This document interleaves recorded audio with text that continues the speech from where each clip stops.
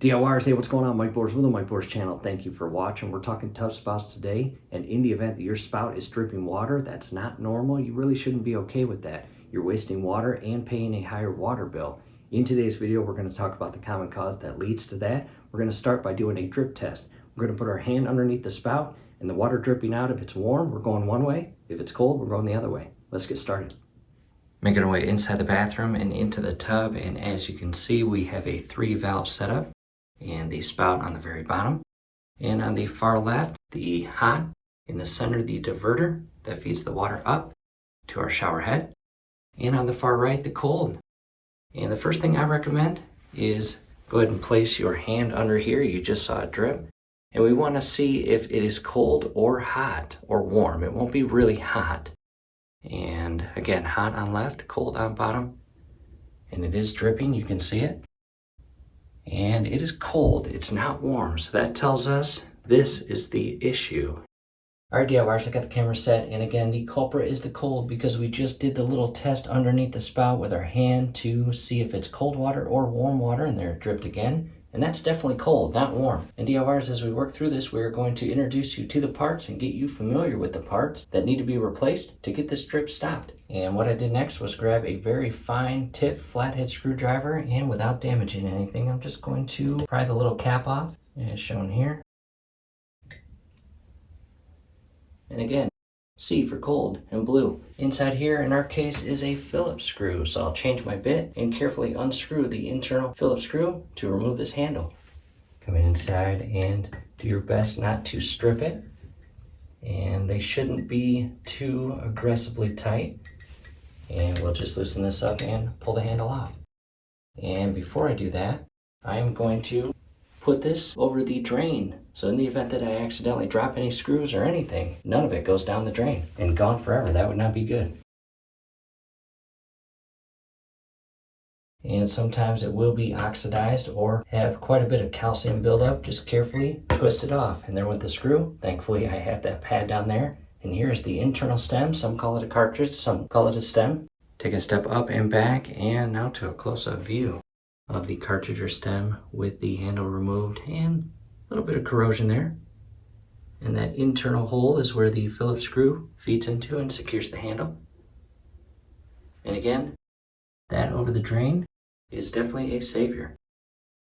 On the very bottom, we have a little access hole where we have a flathead screw up in there, and that secures this entire cover or cap in place. And we will loosen up that screw and pull that cap off. Back to my very fine tip flathead screwdriver, and coming inside that hole, and just feel for the screw. And once you're aligned, go ahead and turn it counterclockwise to loosen it. And it's still a little tight. And I'm just breaking away the internal plumber's putty. And there went a little bit of putty. And there's what the back looks like, full of plumber's putty, which is good. Alleviates moisture or water sneaking in this area. Now let's take a closer look. Coming into a closer view, and again, the cartridge or stem that we removed the handle from on the very outer portion or tip. And feeding in, you've got the tile, and we have a very small cutout in the actual tile. Just enough to fit the cartridge through the wall and into the internal 3-way valve. However, I might actually open that up like I did the hot when I serviced that one, and that will give me much better access to work in this area. Looks like the previous owner had caulk here. That's no big deal. Caulk or plumber's putty, personal preference. And now that we know what this looks like, we will head to the workstation because I want to show you what the new parts look like and everything inside here. Taking a step back in DIYers before we head to the workstation, something very important to point out: we have not shut off the water supply to the home. And we will actually have to shut off the water supply to the entire home when removing that cartridge, because if you don't, you are going to experience an aggressive water leak. Under pressure too, it's going to spray out. Making our way to the workstation, and as you see, we've got quite a lot of parts here. We'll start at the top left. That's the plumber's putty. And additional flat rubber washers, the new cartridge or stem, and that little piece in here we'll talk about here shortly. There's the new part and a lot of O-rings, as well as Teflon tape And our exact valve repair kit part number, it is a Kohler and RK2504. And it comes with everything. Check this out. It comes with 2 cartridges, one for hot, one for cold, the center diverter, and 2 seats, as you see to the left, and all brand new covers, as well as handles, and the outer portion or diverter handle.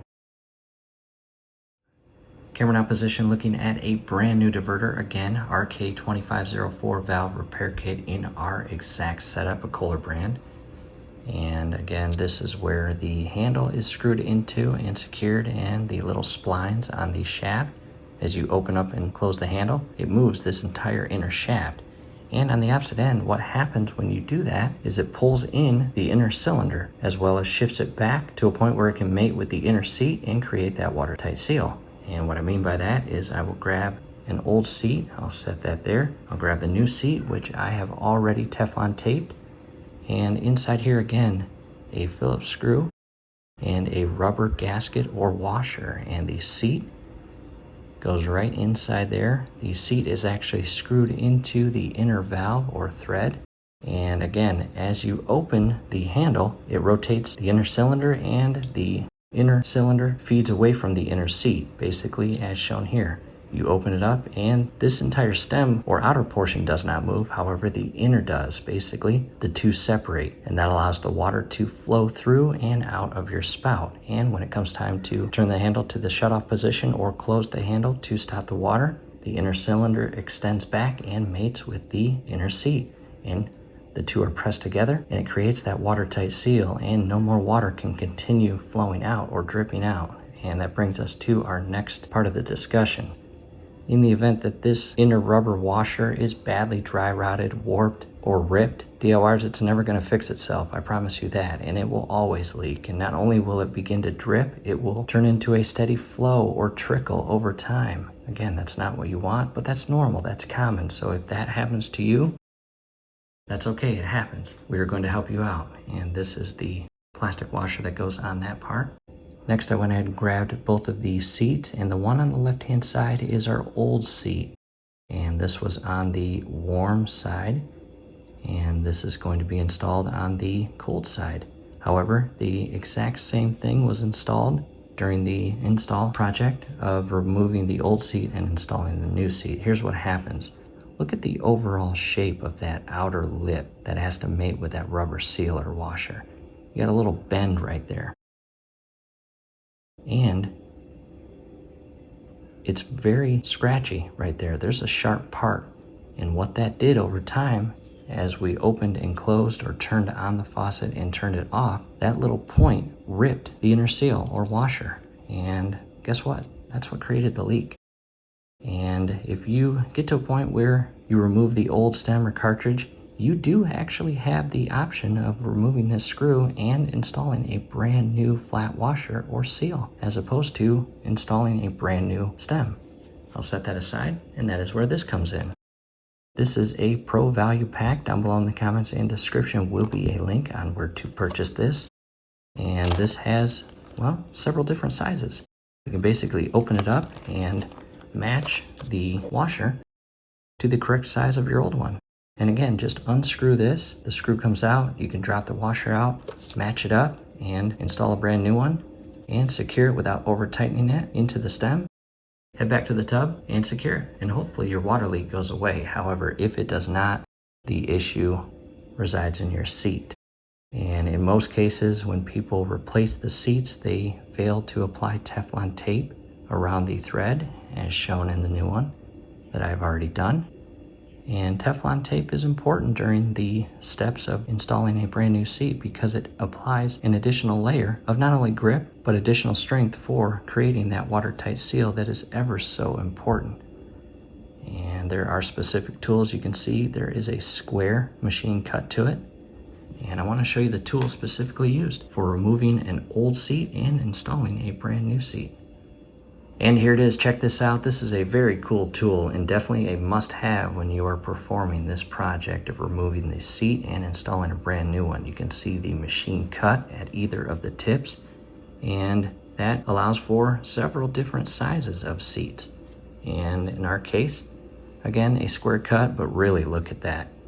The square cut is basically gone.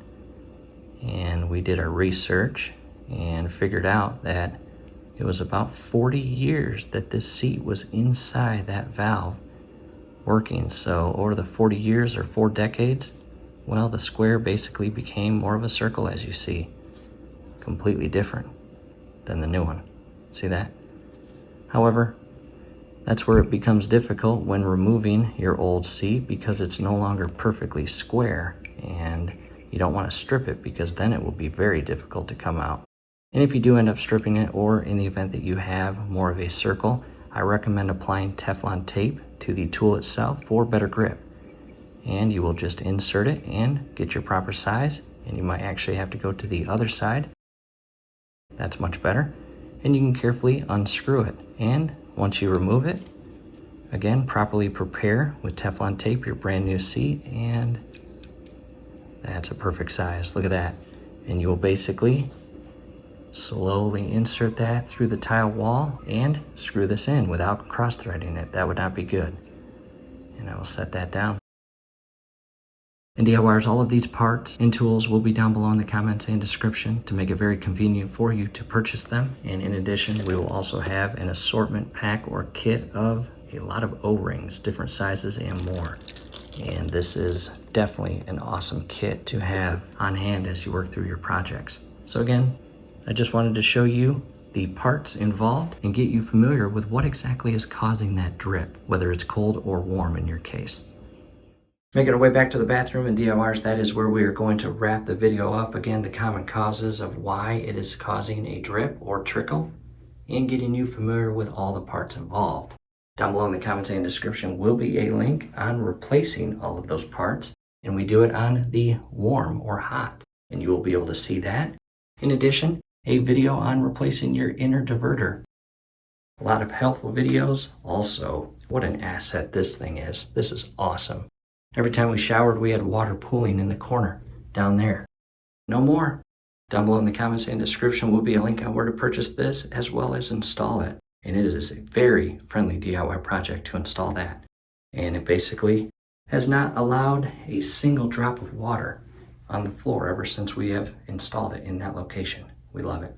DIYers, hey, if you're still watching, here is the assortment of tools I am using, and basically use what you need to use. And down below in the comments and description will be links to all of these. And we're making progress.